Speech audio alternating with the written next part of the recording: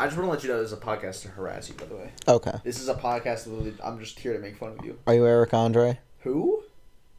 Hello and welcome to Two Brothers. This is the podcast where we tell stories. We don't tell stories. We talk about storytelling. Yeah. Good intro. I'm George Wirt. I make music. That's how I tell stories. I occasionally write. What's your name? I'm Jack Wirt. I have nothing to do with storytelling professionally. We're two brothers. He writes stories. Yes. Do you do that? I don't. I'm going to be honest with you. You sit in like a dark room 9 hours of the day and I don't ever talk to you. Yeah. Yeah, that's my life. That's pretty cool, actually. So it's just a podcast talking about like interesting things about storytelling, like from directors or writers. You've been reading, what's that book called? Starting Point by Hayao Miyazaki. He's been reading the Ghibli guy's book. Yeah, the dude that makes all the Studio Ghibli films. Great guy. So best in the game. We got some show notes here. We're just going to talk about... The first thing I want to talk about, actually, I watched an hour and a half video while, like, cleaning the basement called Why Sherlock is Garbage. The guy's name is H. Bomber Guy. Okay. Well, I don't watch Sherlock. Did you watch Sherlock ever? I've seen a few episodes here and there. Half a movie, I think. Yeah. I know... A couple of my friends are really into Sherlock, but I've never really watched Sherlock. But he had like a 45-minute segment. Half of the video basically was about Doctor Who, which we both watch. Yeah, we do both. So if you don't know what Doctor Who is, I guess fine. I don't really care. So his criticism was like, the Doctor is clever and like witty and funny and stuff, but the story doesn't go anywhere. Like, if you think about it. The silence, he said. Yeah, we were talking about this over dinner. Yeah. The silence, okay, like, actually, literally, the silence didn't matter.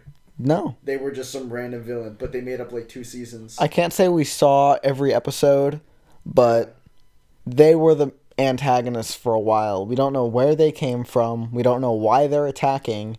They're just there. So what do you think of Doctor Who storytelling? Like, I'm not talking about... I don't really know. I never really watched, like... Before the cancellation, I'm talking like after it got canceled and came back. Yeah. Like 9th Doctor post. Okay. What do you think of the Doctor? I can't say I ever saw the 9th Doctor. I saw 10th Doctor forward. What do you think of 10th Doctor? Probably the best Doctor. I liked him as a person, but I don't think the story went anywhere. Well, then you could say that he was the best Doctor, but you could say that Doctor Who as a whole was bad. Yeah, that's what I'm talking about. Yeah. So his gripe was with Moffat. He was like, Moffat is good at writing characters, and he's good at writing, like, witty... I actually hate how witty the Doctor is, kind of. Like, the first episode, the 11th Doctor, the first time he was on screen, he beat the villain by saying, I'm the Doctor, look me up, I'm so cool. Yes. That's... That sounds like good storytelling to you? Was that the library episode? No, that was the 10th Doctor. Oh. That was like the giant floating eyeball. Oh. You remember that guy? I do not remember that guy. That was the very first episode with the fish sticks and custard. Oh, the hole in the wall. The hole in the wall, and the prison guard came out and he's like, I'm about to kill your planet. He goes, you can try, but I'm the Doctor, and I'm very cool. And that was kind of the rest. That was kind of all of Stephen Moffat. Or what if it wasn't the Smith. Doctor? What if it was just someone who said he was the Doctor? That would have been way funnier. That would have been way If I funnier. said I was the Doctor, would you believe me? You can check my heart rate. It's like, I don't have 2 hearts, but my heart beats crazy fast. Are you on drugs? I've got a really bad... You know how, like, sometimes I get that heart pain? Yeah. It's actually because I'm a Time Lord, which I guess is a bad name for... Could you imagine calling, like, your race is the Time Lord? Like, we're humans. We're Homo sapiens. That's a scientific I'm a name. heterosapien, personally. I guess. Fine, if you don't want to swing that way, but, like... What Time Lord? I think they're just, like, very full of themselves. Yeah, no, I guess. But when they were writing that, do you think they were just like... That's another storytelling... Like... It's a trope. They had a cool idea and they ran with it without putting any amount of more thought into it. It's like I just watched this new... I forget the show. I'm going to have to find it. But it's about, like, this space warrior princess. Cool She-Ra. show. What? She-Ra? No, it wasn't an anime. Oh. It was like a live action thing on FX. Xena? But I don't remember. But it was called it was all the currency was credits. Okay, And it's I always found, like, credits. 8 shows where the currency was credits, and I'm like, That's like Time Lords to me. Star Wars and Guardians of the Galaxy are the two that come to mind for me. Yeah. They use credits. I don't know why. Like, what's so wrong with money? Like, why can't you think of, like, the dollar? Why can't you think of something like that? Why does it have to be a credit? Here, that'll be 15 rabbles. I love the way they do it in Rick and Morty. Yeah, They should have care. just, if they wanted to make the Doctor they wanted to make the Doctor arrogant, but they also wanted to make him likable. Just go full Rick. I hate Rick as a character. What do you mean you hate Rick as a character? He has the Well, best I idea. guess- Remember that vat of acid? That was a great I idea. guess I like Rick. I don't like that people like Rick. That's fair. Like, I don't like that I like Rick. I as a don't like the character. fan base, but I like the show. It's not even the fan base. It's like he's such an annoying character, and it's fun to watch, but it's not fun to watch someone like that character. Because if someone likes Rick, it's like, okay, all right. Oh my gosh, I'm such a Rick. I feel like I'm smarter than everyone else here. Have you seen that? That was one of the. I gotta find that. I'm gonna put that in the show notes. One of the funniest things I've ever seen was there was this guy doing a podcast, and he goes, "There's no good way to say this. I feel like I'm kind of above the average person. Like I'm just better." Of course. Which is true and fair. And That is fair and balanced. That's how I feel. Of Jorts, absolutely of Jorts. I love HeadGum. HeadGum is the best podcast network of all time. Jake and Amir, great show. All absolutely. World building. Yeah, no backstory for any of the characters, but they reference things off screen. That's world building. Yeah, actually. Okay, Mickey. That's your next point. Okay. You want to talk about, you just wrote, don't world build to excess. What do you mean? Oh, yeah. Where did you hear that? I heard that from multiple videos of DMs from D&D campaigns. Okay, so I've never played D&D. What is D&D? Initiated. D&D is a tabletop RPG where the DM either builds a world, DM. the dungeon master, It's or not a direct message? no, the person who controls the game. Okay. They either build a world themselves, Sure. or they buy one from whoever makes Dungeons and Dragons, and So they sell you creativity. yes, Oh, I wish I could do that. we I are wish doing that. We're currently doing that. I wish I could buy creativity from someone. Yes. So I didn't ever have to think. Consume product and get excited about new product. Okay, alright. Okay. But a lot of the DMs on YouTube, they like to make their own worlds for their people to play in and play campaigns, do adventures, whatever. Sure. And people say they spent years building a world and will flesh out every detail of every city. And they're like, okay, that's the carpenter. He eats like the same thing every morning for breakfast. He has, So that's what he has. There's a point where you should just Yeah. not care. Exactly. There's just, don't flesh out every life of every citizen in every city. Why? Because it'll take you years to make. Yeah. That Aren't some of the best, like the Silmarillion is like 6,000 pages though, and it's like Yeah. the whole backstory of Lord of the Rings. Well, that's a book. That's not a campaign. It works story, though. for different things. Like, I wouldn't do the world building to excess in a movie either, because that's going to be a really long movie and no one wants to watch that. But it works in book form. Yeah, I mean, like, I think you want everything on screen to make sense. Yeah. But, like, I don't really care about the background thoughts of the butcher that shows up for 3 frames or whatever. Yeah. Now, So the I'm not goose, entirely the sure. random park goose, that's a character I want to follow. You want to follow a parked goose, like in real life? Yes. How would that story play out? You just film a goose? Honk. So you honk a goose? Or the goose honks The at goose, you? the goose honks. Just in general? In general. Well, yeah, I'm sure a goose honks. Is that the story? That is the story, That's yes. genius, actually. Don't world build to excess. I don't need a character's name. I don't need their motivation. But what they do, see? The honks, exactly. The action. The butcher butches. Is that a word? What does a butcher do? Like, I know what a butcher does. Like, I can picture it, but I don't know what it... A runner runs. Yeah. A butcher butches. Yes. There it is. We solve problems on this podcast. Of course. Okay, the next thing I want to talk about... Dan Harmon talks a lot about this. I'm sure... Who? Who? Who? The guy who makes Rick and Morty. Okay. My favorite show of all time. Of course. If you don't watch Rick and Morty, You're actually probably a better person than most people. I like you're probably above the average person. If you don't watch Rick and Morty? You don't watch Rick and Morty. You have a very high IQ. So you're saying the average person does watch Rick and Morty? I guess that's what I would be implying. The average person in the world watches Rick and Morty. Okay. Which is fair and fine. But Dan Harmon, the guy who writes Rick and Morty, I'm sure like 95% of people have heard about this at this point. You've heard of the hero's journey. Yeah. So, for anyone unfamiliar with it, the idea is someone wrote a book called The Hero with 1,000 Faces. And the book is essentially every story is the same. Or there's only like 7 stories. Yeah. And they all follow the idea that you start in a place that's normal. Something crazy happens that calls you to adventure. Yeah. And then you go through a bunch of trials and errors, and then you get this reward, either externally or internally. Yeah. Can you back off a little bit? Okay. Appreciate it. So you started like Tatooine, then bam, your parents are killed by stormtroopers. Yeah. Or whatever. What I don't know. I've never watched Star Wars. Okay. You watched Star Wars. I saw a few episodes. Yeah. We played the game, that Lego game. Yeah, when I was like 6. I have no recollection of that besides like I love getting those coin things. Oh yeah, that was so satisfying. So yeah, that's the idea of the hero's journey. And that's like what I wanted to ask you is, do you think every story is really the same? Or pretty much the same? Well, every good story maybe.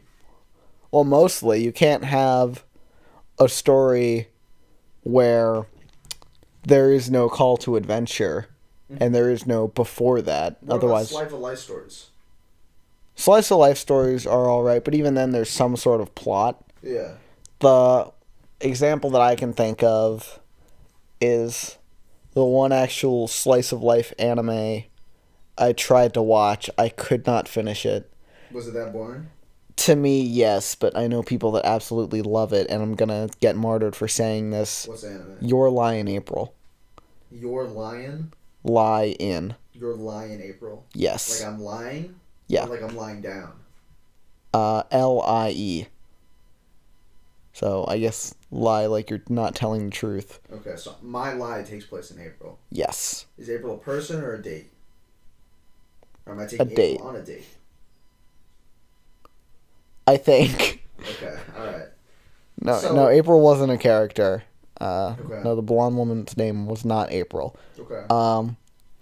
But it followed a guy. All these names were too complicated, and I saw this a while ago, so I didn't even know them back then. Sure. But the main plot was that he was the best piano player in Japan. Okay. He was like a high school student. Sure. And he could not play the piano anymore. The mechanic they use he could play it, but he could not hear the notes. I don't know how that works. Like Beethoven. Yeah. So he meets some girl, and and his friends and the girl who he liked, but the girl he liked referred to him as Friend A, which I think is kind of insulting. They said Friend A? Yes, Friend A. Oh, no. Like, imagine that being you in real life. When your crush refers to you as Friend A. Oh, that's so cool. His name didn't even start with A. That's brutal. Well, I guess he's, number one. Because he started along tagging on her date. Okay. First of all, don't ever do that. Second of all, Friend A is bad, but I think it's better than Friend B. Imagine if you were Friend, J or something.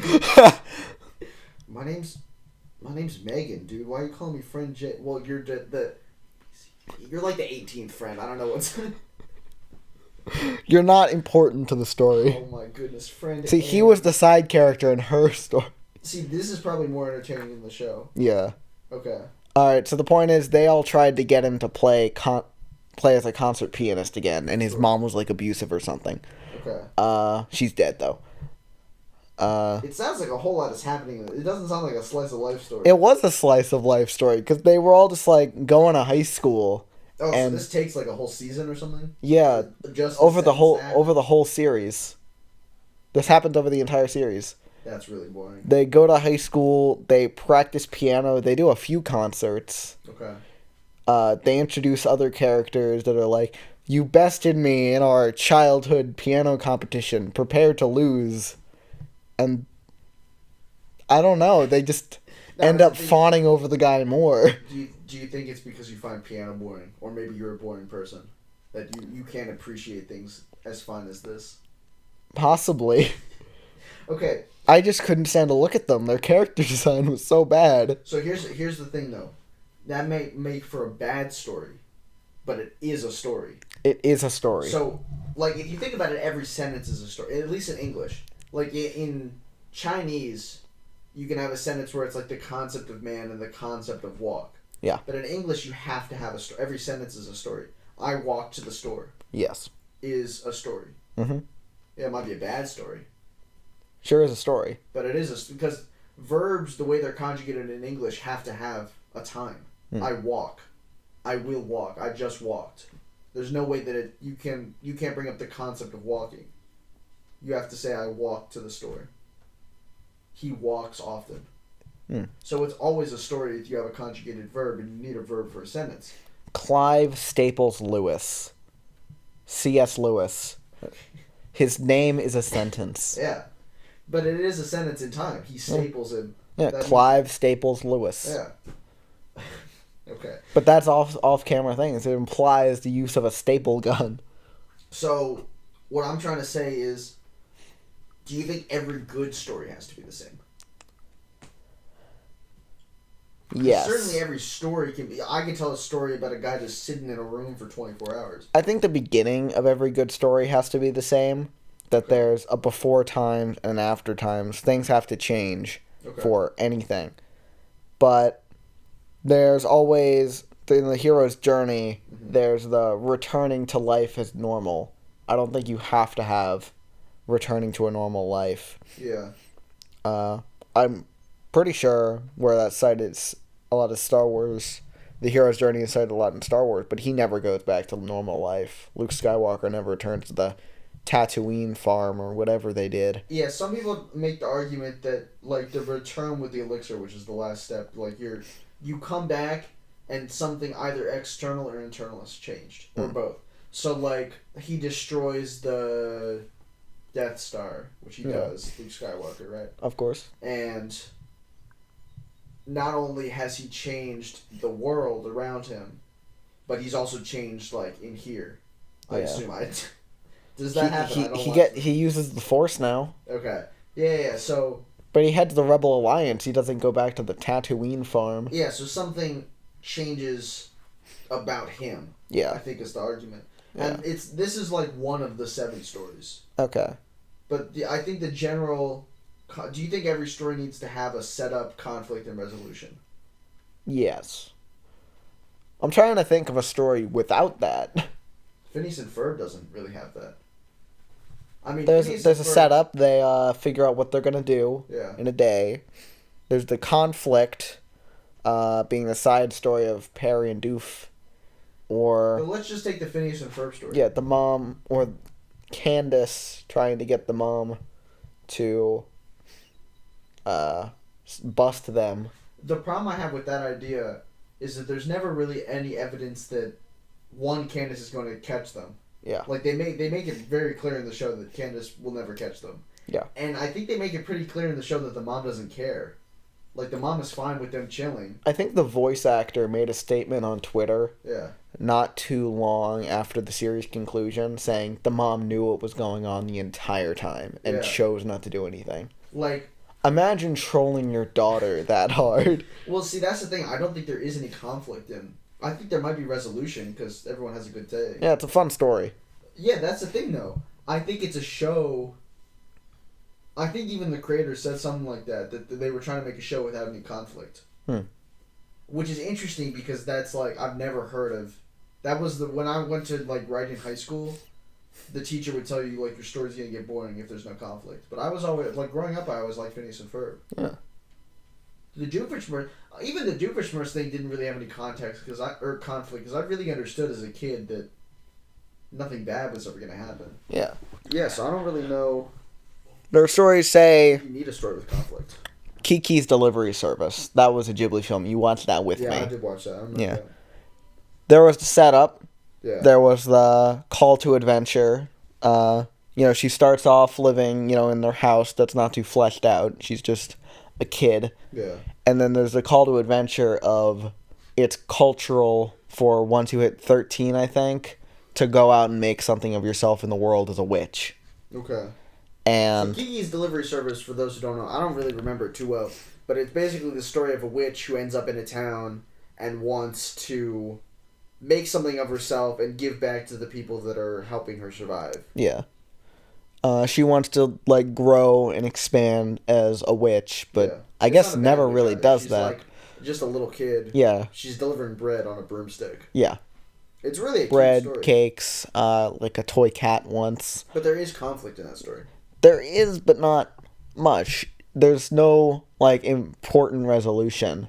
Sure, she saves that kid from falling or whatever, but she goes to the town, and she stays in that town. Yeah, I think there's a setup, and I think there's conflict. I don't think there's resolution. Yeah. So, yeah, you're right. Yeah. I don't think a story necessarily needs those things. I think most stories have those things. So, you can tell the story of the hero's journey and leave out one step. I think maximum one step. If you leave out more than one step, then it's kind of... You're throwing things off. A story with a setup, no conflict, and no resolution. Yes. You just follow someone in their day-to-day life.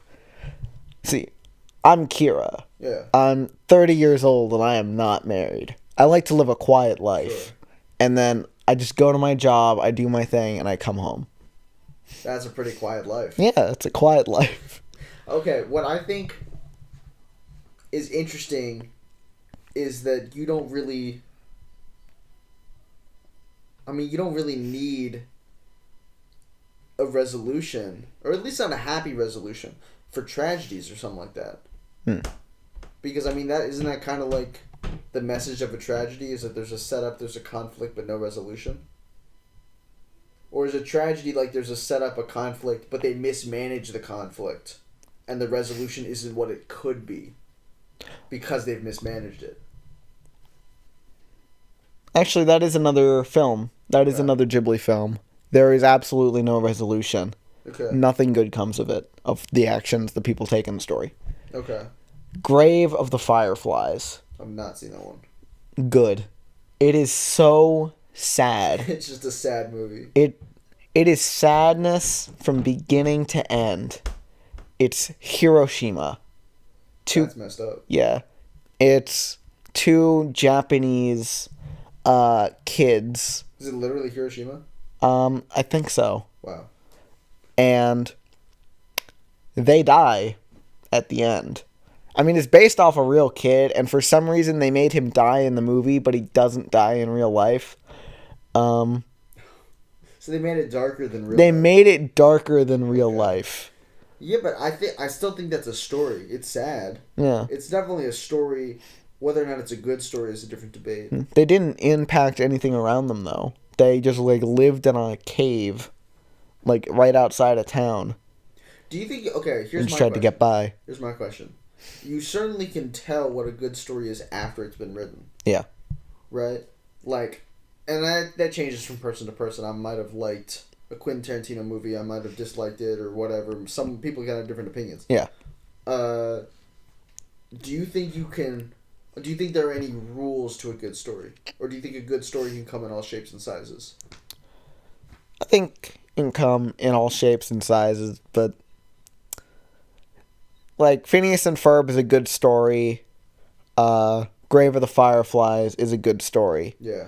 But one has a clear, precise message of war takes a toll on the people. Yeah. And the other is just two kids having fun. They're very different stories. Yeah, they're very different. But that's the question, though, is... There's no overarching theme to Phineas and Ferb. Is there a way to find out what's a good story before it's been written? Is there, a formula... Because it seems to me that good stories are so diverse. What makes one good story and another a bad story? It seems to be you missed the mark somewhere. If Phineas and Ferb out of nowhere suddenly had Buford, just started punching everyone. or if Grave of the Fireflies suddenly had a twist, surprise, happy ending. Like, after the people died, then, like, Nintendo was founded or something like that. And everyone lived happily ever after. Even though I think Nintendo's a lot older than that. But the same, like, if it just had a twist, happy ending, that would probably make it a bad story. Well, I think Nintendo's actually older than the Dracula book, like the original. Awesome. Dracula could have had Nintendo merch and it wouldn't have been out of That would have been place. so cool. Yeah. A Nintendo Dracula Pong, as it were. Oh, that would be amazing. But that's the question. Do you think a good story... Do you think you can know what a good story is before it's been made? No, I don't think you can. Okay. I think the most important way to write a story, at least if you're trying to write a serious story, Okay. have a clear moral in mind. Okay. And write around that. But write freestyle. If you're writing nonfiction anyways, not fiction. If you're writing fiction and you want to have a serious film, Okay. Kill Bill, any of the Ghibli films, Yeah, I guess you could say I watch good movies. yeah, I guess you Baby could say- Driver. I guess you could say I have fantastic, incredible taste in movies. Yeah, Baby Driver, Scott Pilgrim, anything by Edgar Wright. Okay. Have a moral in mind. So you don't think a story can exist without a moral? No, at least if you don't want to, at least if it wants to be taken seriously. That's interesting. I'm not entirely... I think I can't think of a story to disprove that point. I can't think of a story that is without moral. JoJo No, doesn't have a moral. It has, like, yeah, it does. Jonathan Joestar, which is a great name. Jonathan Joestar sacrificed himself to save his family. Yeah. That's like a moral. I guess. I mean, Dio is just a pure evil villain. so is Frieza or something like that. But the idea is that good beats evil. It's a moral. You might not agree with it. Yeah. But I can't think of a story that is completely, totally pointless.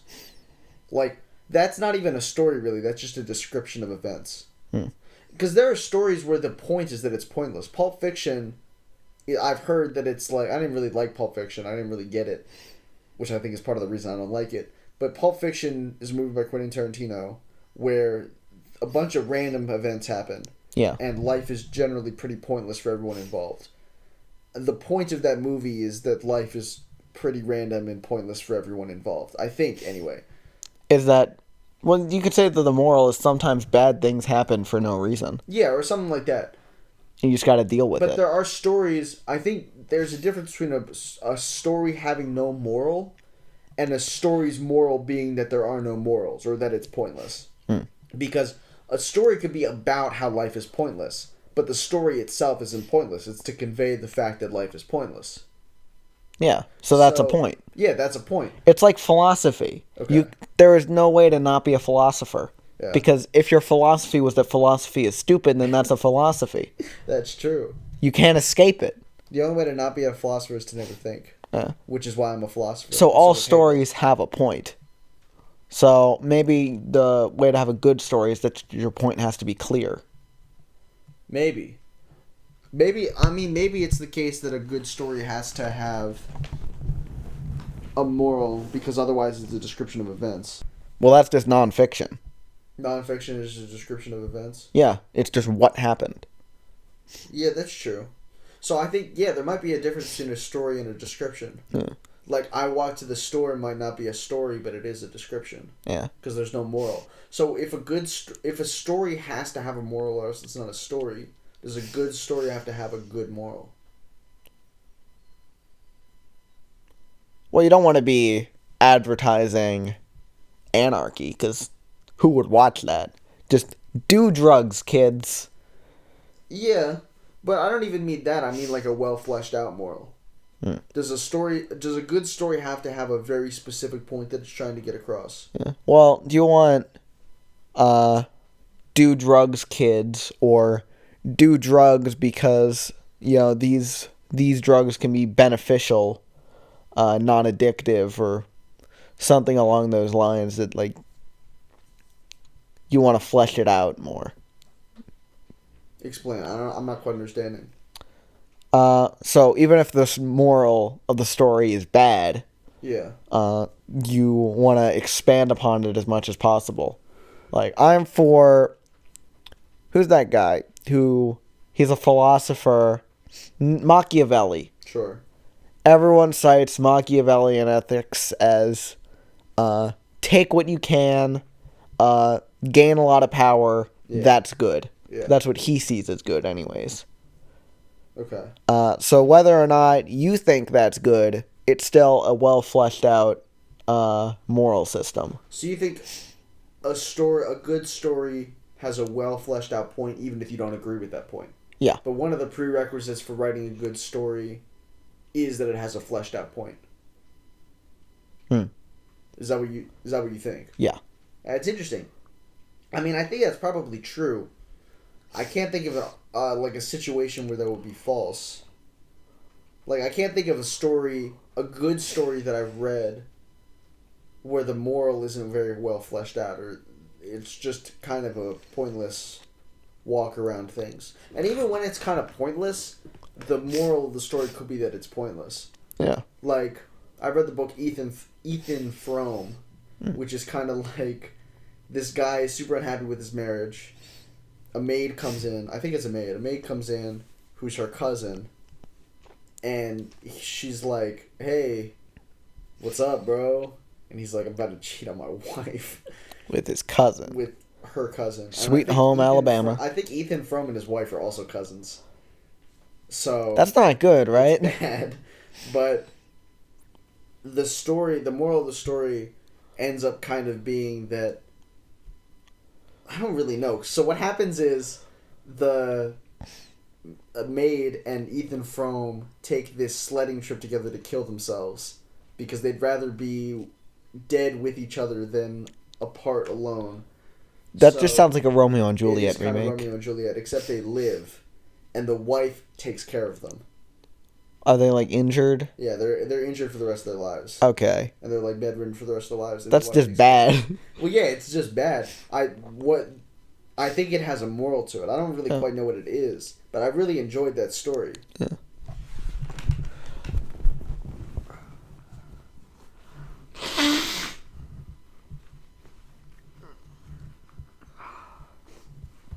Geez, sneeze much? Yes.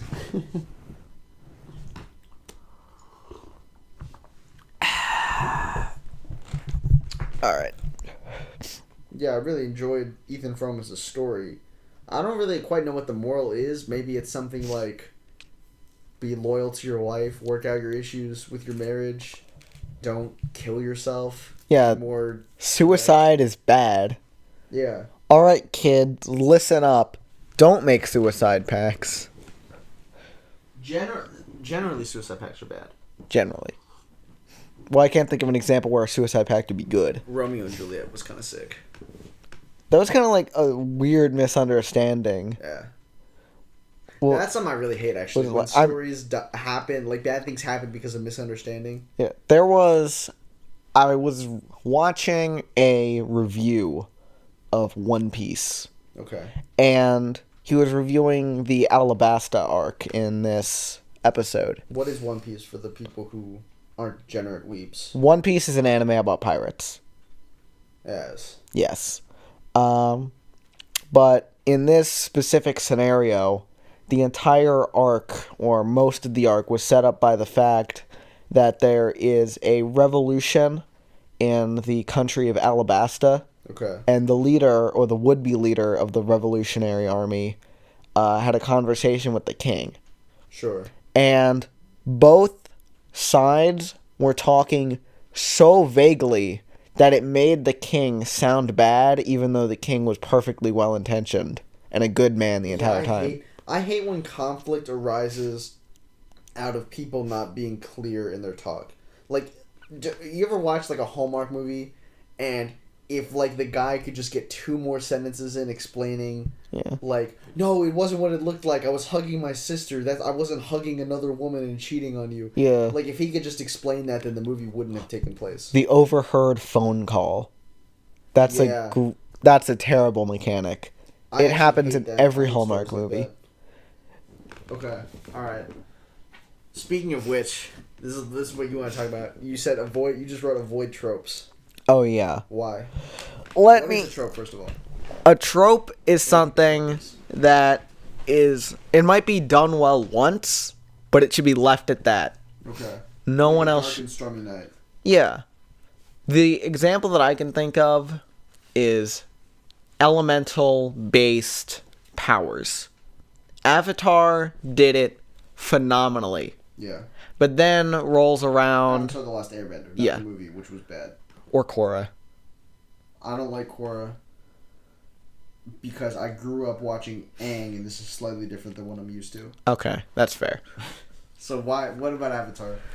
The thing about Avatar is that it pulled off the power system great because it was the first to do elemental based powers, other than maybe mythologies, but that doesn't count. Okay.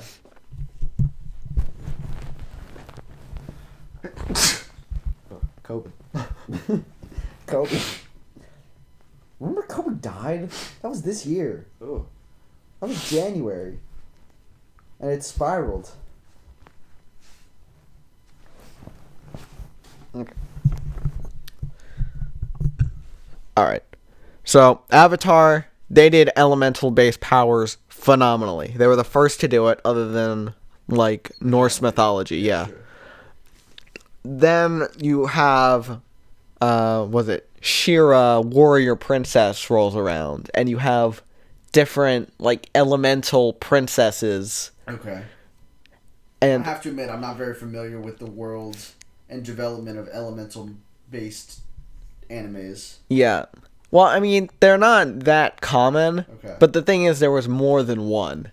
And you could tell that whoever tried to make She-Ra didn't think it through. Because they're like, alright, we want these princesses, and they're, like, tied to a crystal, but, like, if one of the crystals get destroyed, then the world will be thrown into darkness. And okay. We just don't know any of the mechanics of that, ever. I watched, like, the first season. What part of this is a trope? The trope is that the people have powers for no reason. The connection between them, or how the world would be thrown into darkness, isn't fleshed out. You sound kind of angry right I am. I don't like that series. You sat up in your chair. I don't like that series. Upset. I am. Okay. Which is fine. They wanted to give people powers because they thought it would be a cool idea and didn't put much more thought into it. Okay. So, I've been thinking about this a little bit. Just as a counter, cute little counter. Okay. Quentin Tarantino says he doesn't copy for movies, he steals. Okay, just straight up piracy. Yeah, so, like, there's a scene from, what is it, The Good, the Bad, and the Ugly, where it's like, yeah. The guy walks on from the desert. Yeah, the heat waves. The heat wave, that's the same I thing that's in, I think The Hateful Eight, I'm not entirely sure because I never saw the movie, but it's in Django, and there's a couple other scenes that are just stolen directly from other movies. And do you think that's the same thing as a trope? No. Okay, what do you think that is? I think that is straight up piracy. Well, yeah, no, I'm kidding. It is kind of. My point is that there's direct correlation. It's a reference. It's not a trope. Okay. See, like Jesse McCree from Overwatch, directly based off of Good, Bad, and the Ugly too. Mm-hmm. But like we can all know that. We all see that. Yeah. It's not that like I tried to do the same thing as you, but I did it worse. It's a reference to the original creator. But it's something entirely original. Yeah. Okay. So you think like I guess as long as you think it out and execute it well. As long as it's good, it's good. Yes. That's kind of the idea. Yeah. So you could take a trope. I mean, like, the idea that there's only 7 stories, kind of everything is a trope. Yeah. Think about it. I mean, there are new ideas, but is there really anything new? Like, a new story that could be told? Well, there are different conflicts. Or just different ways of telling it, yeah. Yeah. I mean, yeah, there are new conflicts, new with every single age. I mean, like, you couldn't write a movie about phone addiction, for example, in the 1700s. No, because it didn't exist. Movies You're on didn't your exist, but phones didn't exist either. yeah. You're on your landline all day. You're on your Telegram, talking to your friends all day. Get a real job. I remember back in the late 2015s, I saw this great movie called... No, I guess it was later. It was the late 2018s. I saw this great...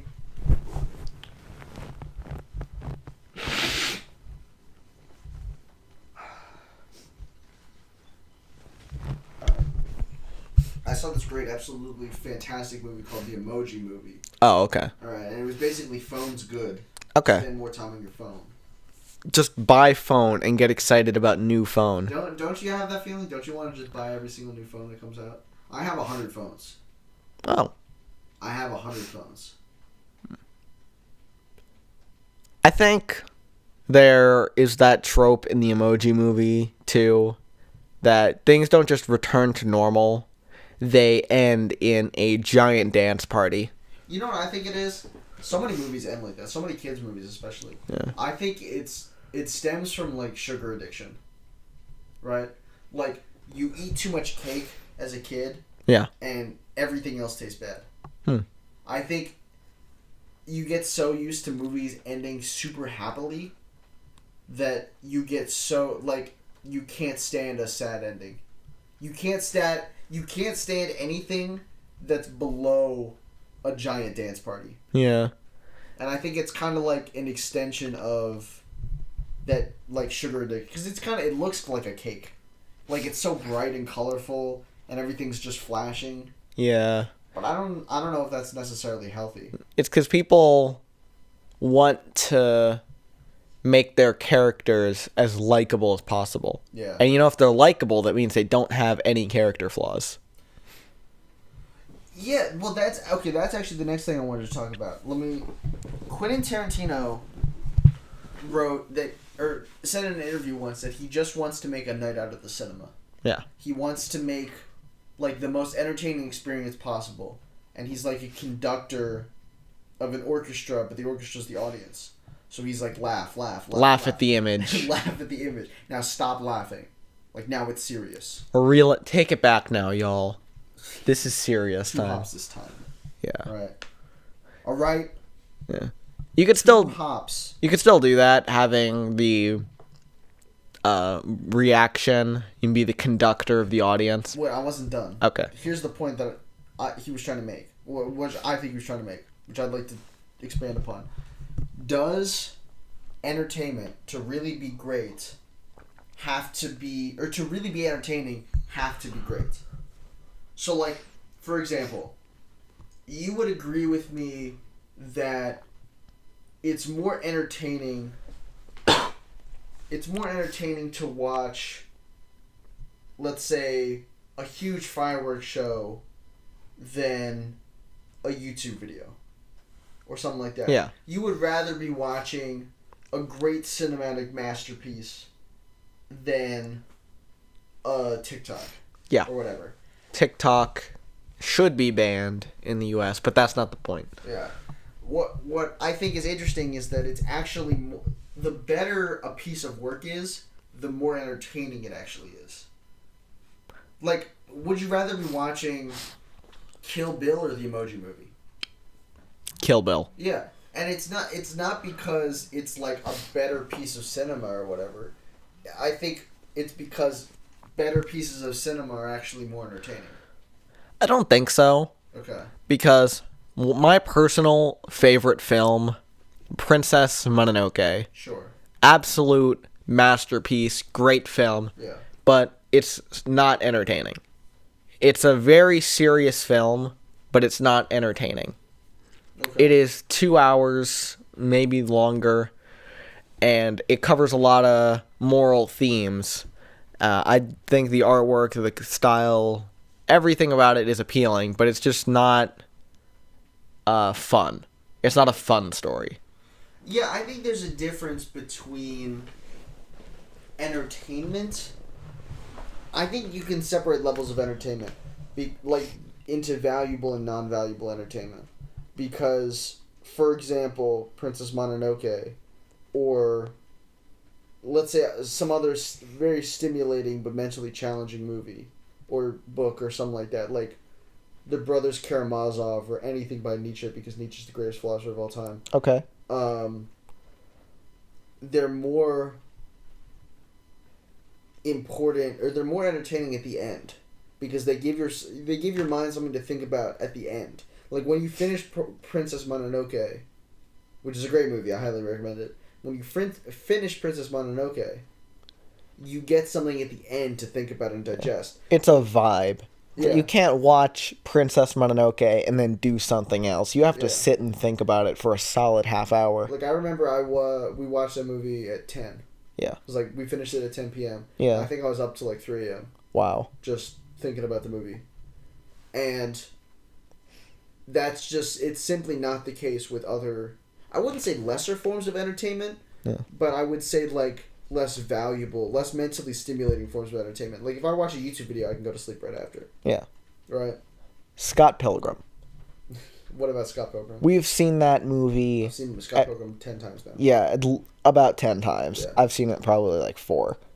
The point is, it's a great movie, but it's not like a strong moral that you have to sit and think about afterwards.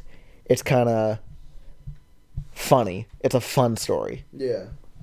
Yeah, I think that's interesting. I think really great stories actually are more entertaining.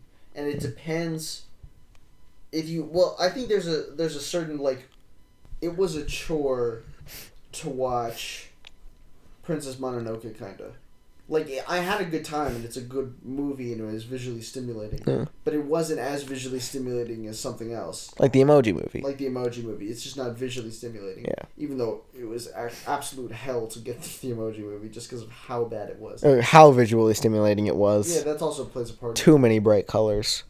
But, like, I think Quentin Tarantino movies kind of hit the sweet spot for me. Yeah. Where it's like, it gives you something to think about, and it's a great piece of art. But at the same time, it's also a real story that you can, like, you want to watch. And Yeah. Kill Bill is a good example. Or I just watched Django Unchained. Oh, I haven't seen that yet. Django I should. Unchained is actually incredible. I need to watch Kill Bill Part 2. Yeah, you should do that. Yeah. I watched Django Unchained, and then I immediately, like, the next day rewatched Django Unchained. Wow. Because it was, like, it's that good. And it's really a story that it's, like, you can... It's an engaging story. I kind of think entertainment is elevated when it's entertaining, but also a great story. I think there's a difference between just vapid entertainment and real, like, meaningful entertainment. Yeah. Well, there are different types of stories. Yeah. And it can be the best in one field and not the best in the other. Like, Princess Mononoke is very thought-provoking, but it's not that entertaining. The Emoji Movie's very entertaining, but it's not that thought-provoking. And there doesn't have to be a sweet spot in the middle. There can just be, it's done differently, not done better. Yeah. Although I think that when a story is both entertaining and thought-provoking, it's really elevated. Because when you can be in the moment with the story, but then also think about it after. Yeah. But that's, to your point though, there is definitely a place for non-entertaining but important work. Yeah. Like, I wouldn't say I'm particularly engrossed in Russian literature or whatever, but I think it's important to read stuff like Crime and Punishment.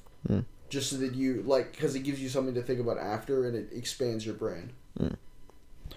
I think what kills a story, for me at least, is predictability. Okay. Say, like, take Avatar. Like, oh, they're gonna go to the North Pole and find a waterbending teacher. Yeah. But then the teacher straight out refuses to teach Katara, and that's a curveball you don't see. Yeah. And then there's a Fire Nation invasion. Yeah, the Fire Nation, like, finds them. I mean, you think, like... Yeah, everything changed when the Fire Nation attacked. Well, that's true, yeah. Do you know the Fire Nation... They actually revealed this later.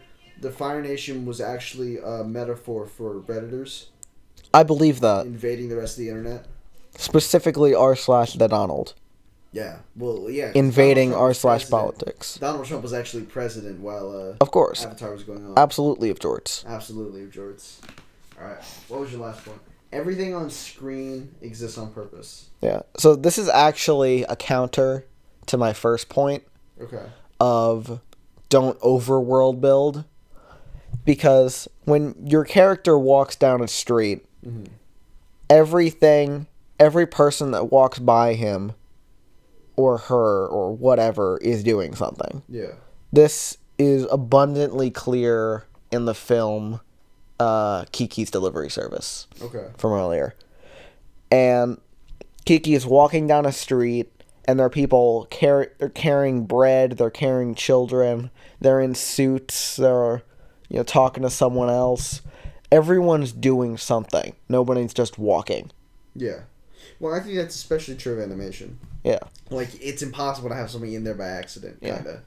It's almost, like, you almost can't put something in there by accident with animation because you draw it. Yeah.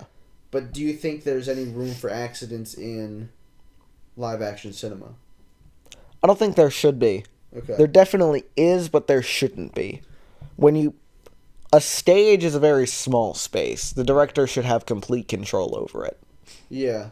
I think the ability to have complete control over it doesn't negate the fact that sometimes happy accidents happen. Oh, yeah. In Like, Pirates of the Caribbean, Johnny Depp improvised like half his lines. Yeah. Well, that's kind of different than everything on screen. Like, that line didn't exist on screen on purpose.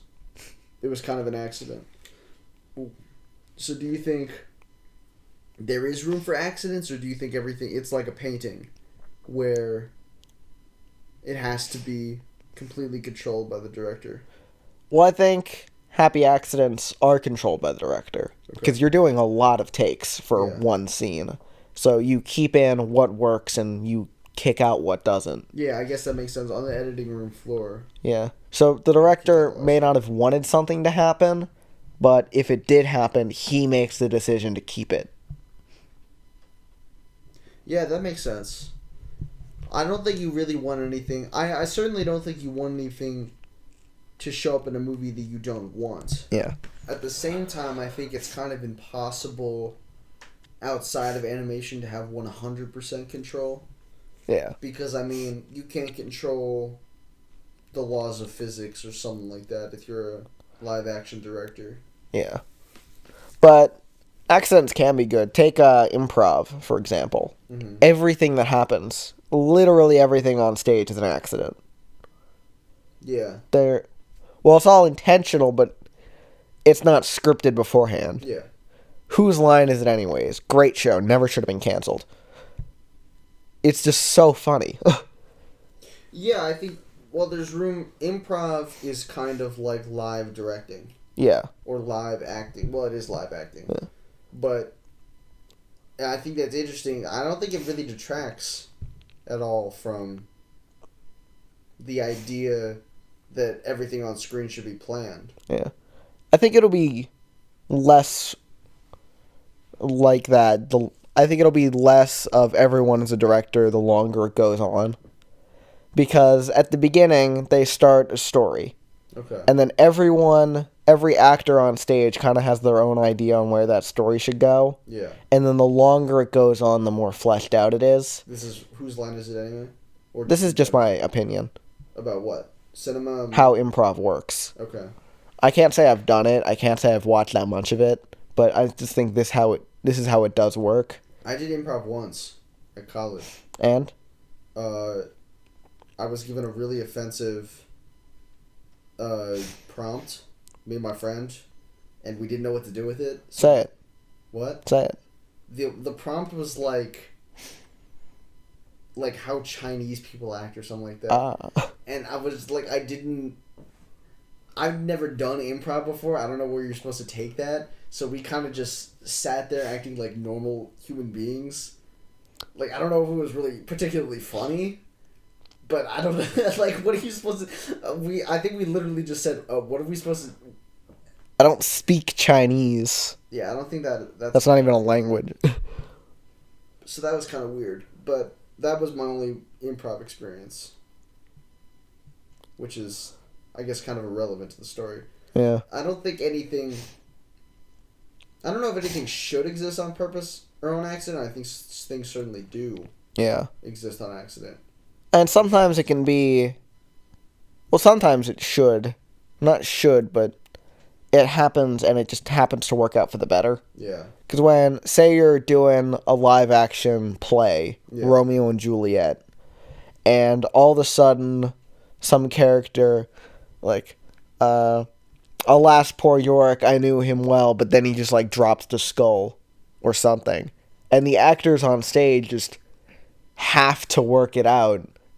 They have to work that into the story somehow. Choice. And, So like, frick that guy, just threw his skull on the ground. No language, please. Yeah. Yeah. That's my bad. Yeah, that's actually, that's on you. So that was our show. Thank you very much for watching. I hope you enjoyed. If you didn't, thank you very much for watching. Yeah. We're two brothers. We're two brothers. It's called Two Brothers. It's just called Two Brothers. I actually love that. Yeah. Alright, thank you very much for watching. I've been George, and I will be George. That's and I have been Jack, and I will be something else. I will be your conqueror. Are you changing a name? Yes. What would you change your name to? Kuzan. It's a bad name, right, buddy? Right, man? Yes.